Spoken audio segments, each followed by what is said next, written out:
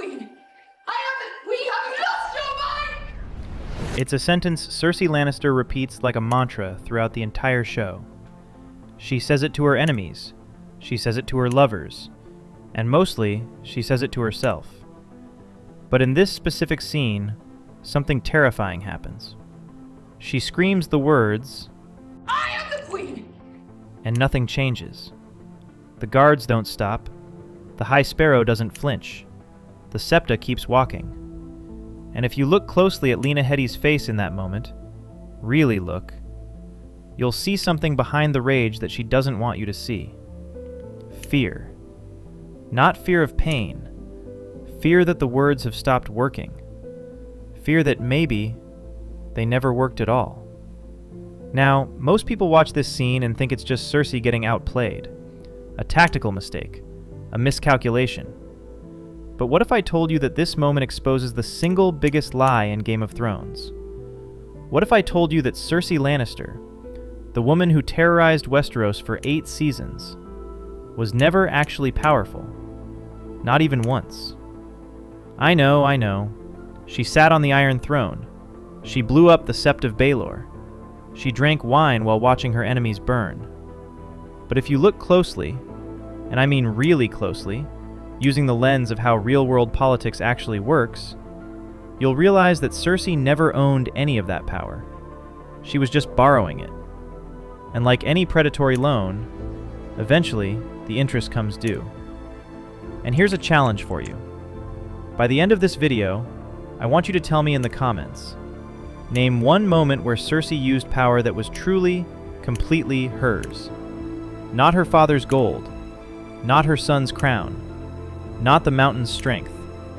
Just Cersei. I'll wait. And honestly, I don't think you'll find one. Now, I'm going to break down the exact moments her House of Cards collapsed, and how the books reveal this tragedy in a way the show only hinted at. But first, we need some context. Because to understand why Cersei failed, we first have to understand what power actually means in Westeros. We all remember this iconic scene. Cersei tells her guards to seize him. Cut his throat. Stop. Wait. I've changed my mind. Let him go. And then she drops that famous line. Power is power. It's a great line. Looks fantastic on a t-shirt. But here is the problem. She is dead wrong. Political theorist Max Weber once famously defined the state not by its titles or its crowns, but by its monopoly on the legitimate use of physical force. In simpler terms, power isn't the crown. Power is the ability to make a guy with a sword do what you say. Now, in that scene with Littlefinger, Cersei feels powerful because the guards obeyed her. But stop and think about that for a second. Why did they obey her? Did they obey her because she's Cersei? No. They obeyed because she is the Queen Regent, borrowing the authority of her son, backed by the gold of her father. She didn't build that enforcement system. She's just riding it. And the tragedy of Cersei Lannister is that she spends 8 entire seasons thinking she's the engine, when really, she's just the hood ornament.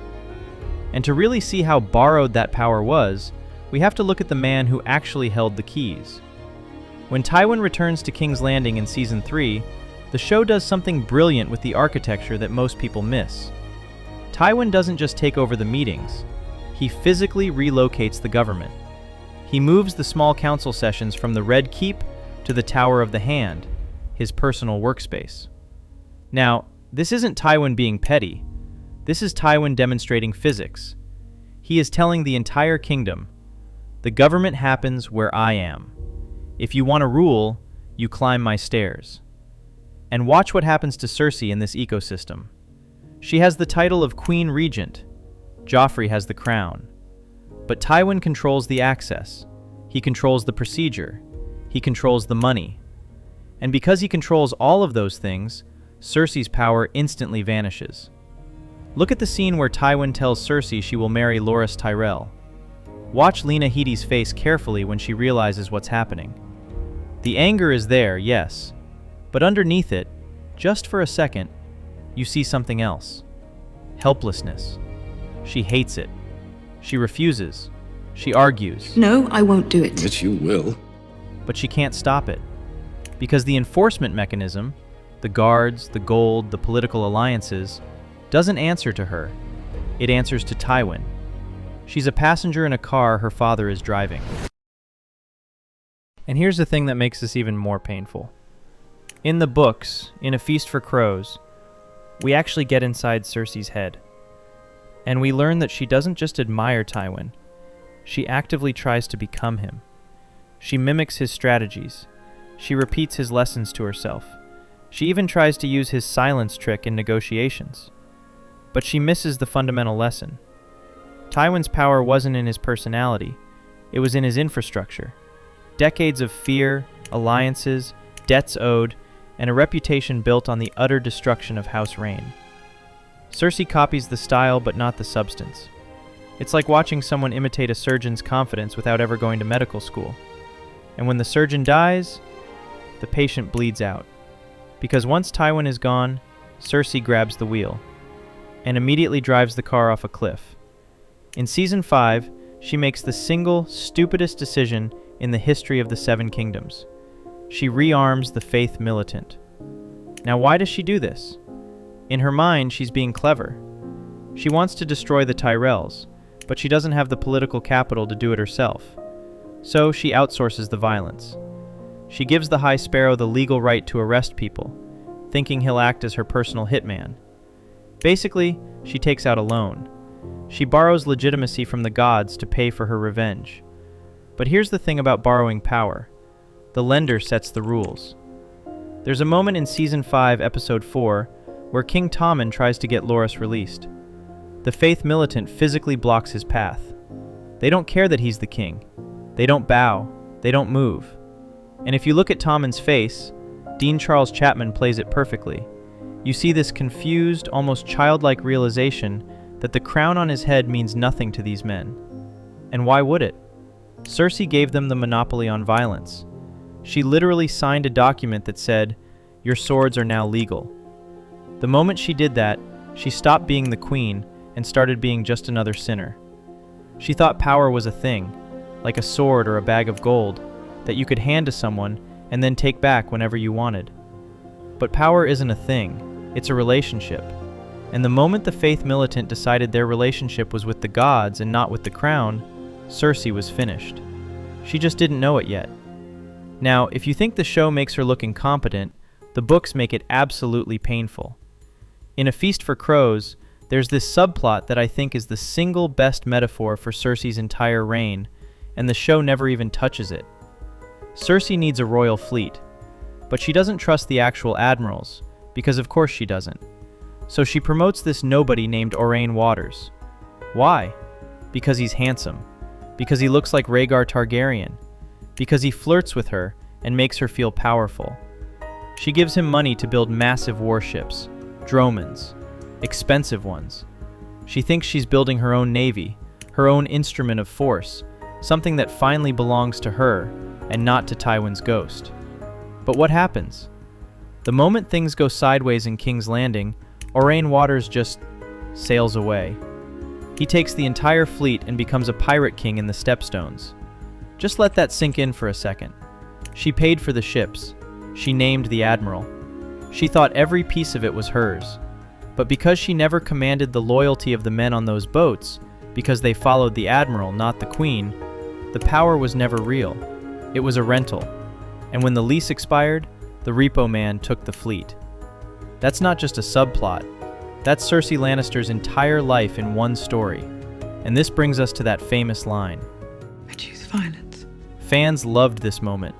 It felt like Cersei getting her groove back, like she finally stopped playing games and started being the lion.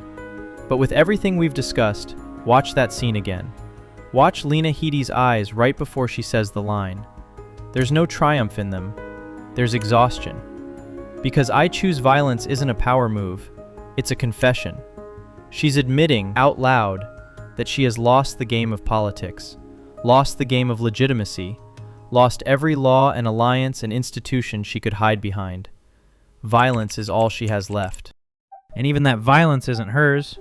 She's relying on the mountain. A zombie bodyguard reanimated by Qyburn. And here's what people miss. The Mountain's loyalty isn't even to Cersei. It's to Qyburn, the man who rebuilt him. Once again, she's borrowing someone else's monster. Her entire existence has shrunk down to this: a woman in a room with a creature she doesn't control. And somehow, she calls that power. In the end, Tywin was right. Any man who must say, "I am the king," is no true king. Cersei spent her whole life screaming, I am the queen! She screamed it at the Starks. She screamed it at the Tyrells. She screamed it at the High Sparrow. And she screamed it in that dungeon, alone, while nobody listened. But power isn't about volume. It's not about titles. And it was never about the crown. Power is about who holds the keys when the meeting is over. Tywin held the keys. The High Sparrow held the keys. Even Littlefinger, for a while, held the keys.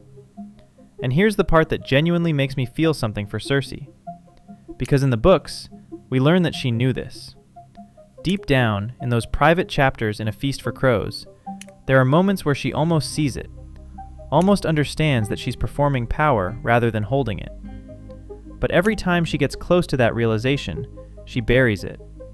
She pours another glass of wine. She makes another bad appointment. She signs another document she doesn't understand. And that's what makes this a tragedy, not just a failure. She wasn't stupid. She was desperate. She was a woman who was told her entire life that she was born to rule, and then spent her entire life discovering, one humiliation at a time, that nobody agreed. Cersei Lannister was never powerful. She was just keeping the seat warm. So, did you find one? That moment where Cersei's power was truly hers? Drop it in the comments. I've read every theory out there and I still haven't found it. But you know what I did find? The one single mistake that cost Cersei everything. Not the Faith Militant, not the wildfire. One decision earlier than you think that broke the entire game for her. The video is right here, so if you've made it this far, thank you so much for watching. If you enjoyed the video, I'd really appreciate it if you leave a comment, give a like, and click to subscribe. Your support will greatly help the mysterious algorithm notice me.